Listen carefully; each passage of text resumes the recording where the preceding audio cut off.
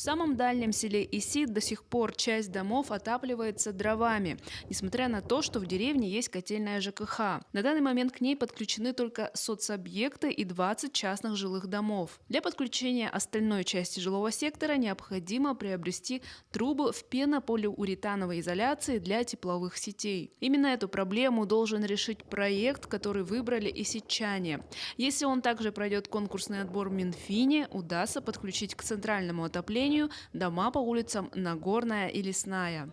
А в селе Булгуняхта хотят обустроить летний водопровод в микрорайоне Сата, который состоит из более 100 частных домов. Ранее местным жителям приходилось пользоваться услугами водовозки и копить дождевую воду.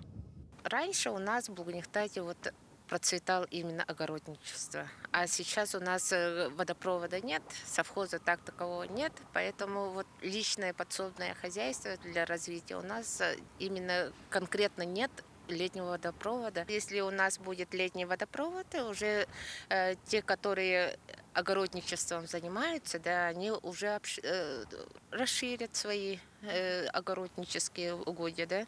От имени района представлены два проекта. Это благоустройство территории Титаринской средней школы. Стоимость проекта оценивается в 2 миллиона 600 тысяч рублей. И приобретение интерактивного оборудования для Улусного краеведческого музея имени Гавриила Ксенофонтова.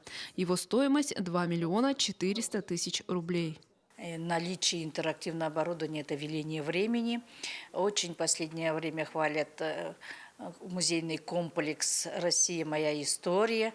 И, соответственно, мы должны иметь тот же уровень. Вполне дети, экскурсанты могут приходить и смотреть и в виртуальной реальности, в интерактивном оборудовании. Всего по этапу 2023 года от Хангаласского улуса представлено 20 проектов. Напомним, помимо субсидий, выделяемых государством на реализацию проектов, обязательным условием является также софинансирование со стороны жителей, муниципалитетов и спонсоров. Виолетта Засимова, Федор Тарасов, Хангаласский улус.